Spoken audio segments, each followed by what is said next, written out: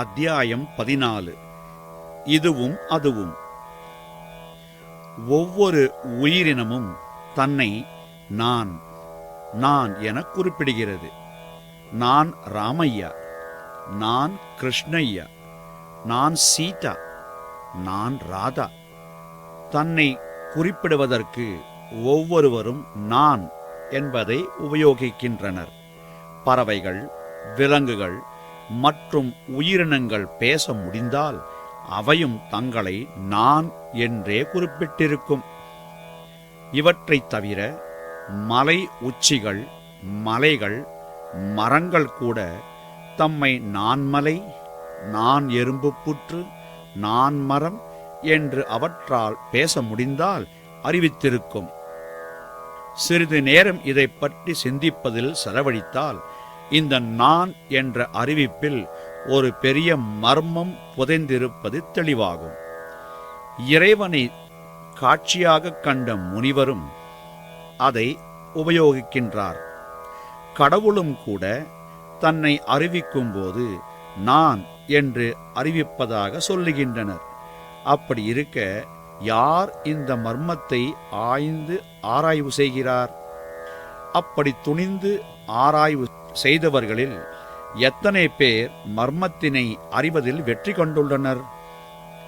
சிலர் வெற்றி கண்டிருந்தாலும் அதில் எத்தனை பேர் தங்கள் கண்டுபிடிப்பை உபயோகித்து தங்கள் வாழ்வை மேல் மாற்றம் செய்துள்ளனர்? புகழ்பெற்ற புத்திமான்கள், பண்டிதர்கள், பரம அம்சர்கள் இந்த நான் என்பதன் அர்த்தத்தை, உட்பொருளை அறிந்து கொண்டனரா? இல்லை. 18 அத்தியாயங்களையும் 700 ஸ்லோகங்களையும் மனப்பாடமாக தொடர்ச்சியாக ஒப்பிக்கக்கூடிய பகவத்கீதையின் விமர்சனங்களும் வித்தகர்களும் இந்த நான் என்ற வார்த்தையின் முழு அர்த்தத்தையும் முக்கியத்துவத்தையும் அறிந்துள்ளனரா என பார்ப்போம்.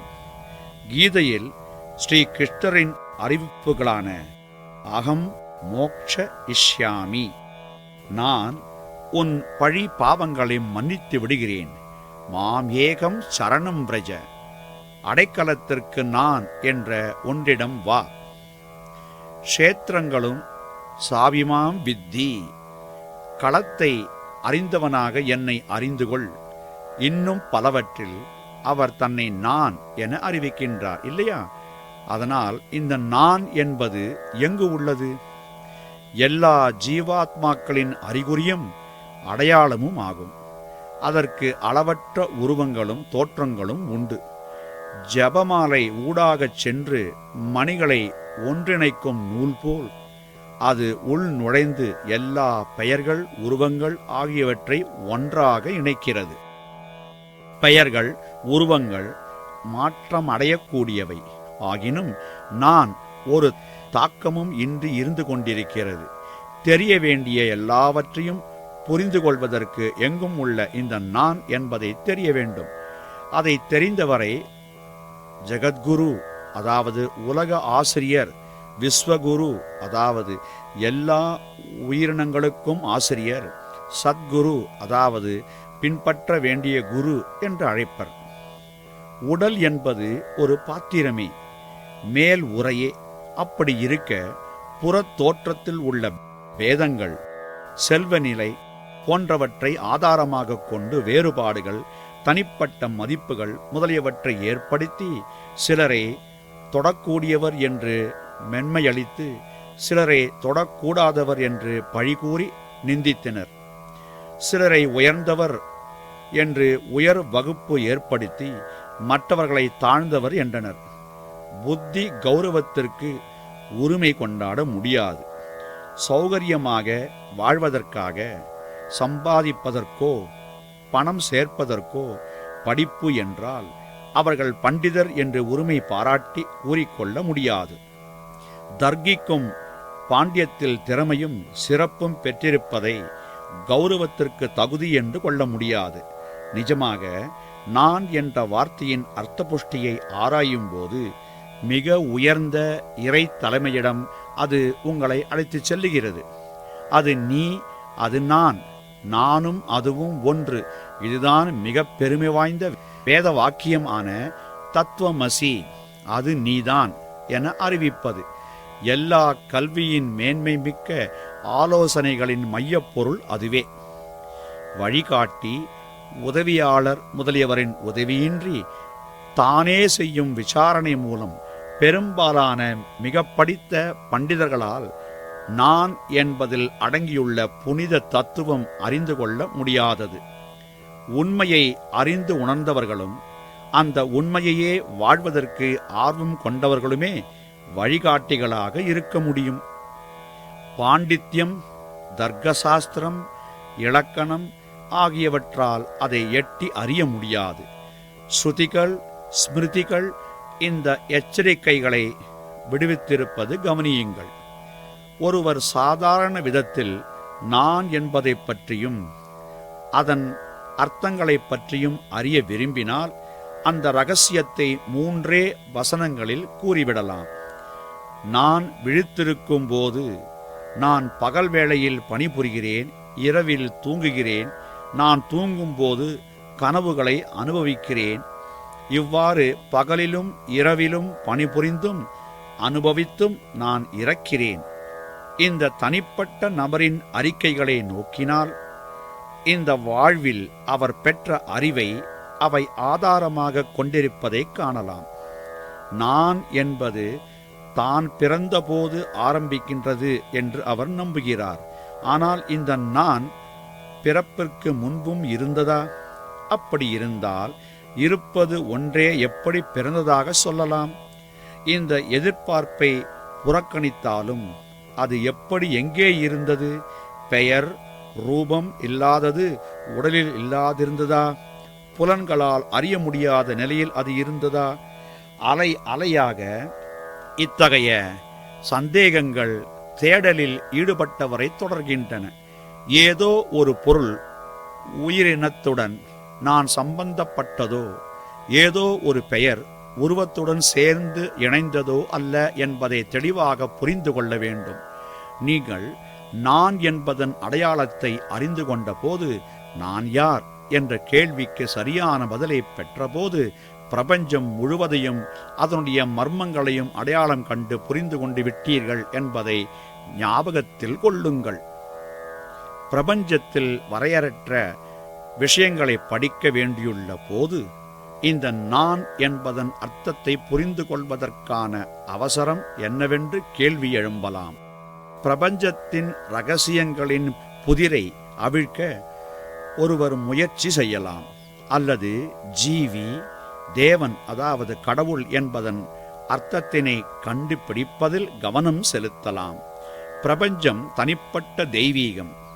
தெய்வம் போன்ற ஆழமான கருத்து செறிவும் முக்கியத்துவம் வாய்ந்த பாடங்கள் நம் கவனத்தை ஈர்த்து படிக்குமாறு தூண்டும் போது அவற்றை விடுத்து சாதாரண மக்களும் குழந்தைகளும் உபயோகிக்கும் இந்த நான் என்பதன் அர்த்தத்தை ஏன் ஆராய வேண்டும்? அதனால் என்ன நன்மை ஏற்படப் போகின்றது என்றெல்லாம் மக்கள் கேள்வி கேட்கலாம். அந்த பதம் மிகவும் எளிதானதுதான். ஆனால் அதன் அர்த்த புஷ்டியானது கணக்கற்றது, ஆதார திருப்தி அளிப்பது. இதனால்தான் அனைத்து சிறந்த ஆசிரியர்களும் தேடலில் ஈடுபட்டவர்களிடம் உன்னை அறிந்து கொள், உனக்குள் விசாரணை செய், அது ஒன்றே உனக்கு விடுதலை பெற்றுத்தரும் என தூண்டுகின்றனர். சாஸ்திரங்கள் கூட இந்த தூண்டுதலை நிலைநாட்டுகின்றன. யத் விஜ்ஞானேன சர்வம் விஜ்ஞாதம் பவதி. அதை அறிந்த பின் எல்லாமே அறிந்ததாகிவிடும். சாஸ்திரங்கள் இந்த விசாரணையின் மதிப்பையும் முக்கியத்துவத்தையும் புகழ்ந்து ஆத்மா பற்றிய விசாரணை மிக முக்கியமானது என தெளிவாக கூறுகின்றன. புனித மூதரையான தத்துவமசி, அது நீதான் என்பதில் உள்ளபடி ஆத்மா நீயேதான் என்ற உறுதி அளிக்கப்படுகிறது. ஆகையால் ஏகத்தத்தை பூர்த்தி செய்வதற்கு நீ யார் என்ற மர்மத்தை முதலில் விசாரணை செய்ய வேண்டும். நீ நித்தியம் என்றும் உள்ளது. காலத்தின் வரையறைக்கு அப்பாற்பட்டது என்று அப்போது உணரலாம். உங்கள் விழிப்பு உணர்விலிருந்து இந்த உண்மையை மறைக்கும் அஞ்ஞானம் என்ற மேகங்களை விரட்டுவதற்கு சாஸ்திரங்கள் உதவிவிடும். உங்களுடைய உண்மையான இயல்பை அறிந்து உணர்தல் என்ற அனுபவ ஆனந்தத்தில் நீங்கள் திளைக்கலாம். ஒளிக்கிரணம் படும்போது உண்மை வெளிப்பட்டு அறிவுணர்வு ஏற்படுகிறது. இப்போதெல்லாம் மனிதனை வழிகாட்டி இப்பெரும் மர்மங்களின் அறிவை தந்து மிக்க ஆனந்தம் தரும் பிரதேசங்களுக்கு இட்டுச் செல்லும் சாஸ்திரங்களை கற்பதில்லை. அதற்கு பதிலாக குதிரைக்கு லாடம் பூட்டியது போல தம் கருத்துக்களையே மனிதன் பின்தொடர்கிறான். அப்படி இருந்தால் எப்படி அவன் ஆத்ம தத்துவத்தை அடைய முடியும்? ஆனந்தமே உருவானதை அவன் எப்படித்தான் அடைய முடியும்? ஸ்ருதிகளின் அர்த்தத்தை ஊடுருவி அறிந்து கொள்ள வெறும் உலக பாண்டியத்தினால் முடியாது. பக்தியுடனான சரணாகதி மூலம்தான் இறைவனின் அருளை பெற முடியும். இறை அருள் ஒன்றுதான், கடவுளின் கருணை கண் பார்வை ஒன்றுதான் அவனுள் ஸ்ருதிகளின் உண்மையான அர்த்தத்தை புகுத்த முடியும். எது மனிதனின் ஆன்மீக முன்னேற்றத்திற்கு, அவனுடைய நலனுக்கு எது உதவியாக இருக்கும் என்று தெய்வீக ஞானம், கருணை முதலியவற்றின் உருவமாக இருப்பவர்கள்தான் தீர்மானிக்க முடியும். மற்றவர் தத்தளிப்பார்கள். அத்தகைய பணியினை செய்ய முடியாது, தவிப்பார்கள். ஏனென்றால் தங்களையே காத்துக்கொள்ள முடியாத குருமார் மற்றவரை எவ்வாறு காப்பாற்றுவார்? இன்று உள்ள குருமாரெல்லாம் சமூகத்தை தூய்மைப்படுத்தப் போகின்றனர். ஆனால் அவர்களுடைய வீடுகளோ அசுத்தமாக உள்ளன. அவர்களுடைய எண்ணிக்கை பெருகிக் கொண்டே போகின்றது. அதனால் தவறுகளும் தோல்விகளும் அதிகமாகிக் கொண்டே போகிறது. அவர்கள் தடுமாற்றத்தை ருசுப்படுத்தி பல வகைகளிலும் விளங்குவதால் குழப்பம் மேலும் அதிகமாகிறது. அதன் விளைவாக முடிவற்ற தர்க்கங்கள், வாதங்கள் தொடர்வதால் உண்மையை மறந்துவிடுகின்றனர். இத்தகைய குருமார் சாஸ்திரங்களை தங்கள் பாரபட்சங்கள், தங்கள் ஒருதலை சார்பான எண்ணங்கள் முதலியவற்றை வைத்துக் கொண்டு விமர்சனம் செய்து அவற்றை தங்கள் பேர், புகழ், செல்வம் சேர்க்கவே பயன்படுத்துகின்றனர். இத்தகைய பரிதாபமான நிலையில் இறைவனின் அருள் ஒன்றுதான் மனிதனுக்கு நம்பிக்கை. அதுதான் அவனுடைய பாதையை தெளிவாக்கும் கலங்கரை விளக்கம். மனிதனின் ஆன்மீக கடு முயற்சிக்கான வெகுமதி இறைவனின் கருணையே. அதுவே மனிதனை சமுத்திரத்தை தாண்ட வைக்கும் பலம் வாய்ந்த உறுதியான கப்பல். பல போதகர்களும் ஆசிரியர்களும் மனிதனின் விடுதலைக்கான பாதை தன்னுள்ளேயே விசாரணை செய்யும் பாதையே என்று அறிவிக்கின்றனர். ஸ்வ விமர்சோ மோட்சக, தன்னுள் விசாரிப்பது மோட்சத்திற்கு இட்டுச் செல்லும் என்று உறுதியளிக்கப்படுகிறது. அது ஆத்மா, அது நானே. நான் என்பது ஆத்மா என்பதும் தனித்தனியானதல்ல. ஆத்மாவும் பரமாத்மாவும் தனிப்பட்டவை அல்ல. ஆத்மாவென்ற துணியை நெய்ய நான் என்ற நூலே குறுக்கும் நெடுக்கும் உபயோகிக்கப்படுகிறது. நான் என்ற நூல் தனித்தனி உடல்களில் இருந்து ஒவ்வொரு உடலிலும் இருக்கும் நான் தனிப்பட்டது, மற்றவற்றிலும் வேறானது என்றெண்ணினால் ஆத்மா என்ற துணி மறைந்து விடுவதாக கூறலாம். ஒவ்வொருவரும் எப்படியெல்லாம் எண்ணினாலும் நூலிலும் துணியிலும் ஒரு பொருளே உள்ளது, அது பஞ்சு.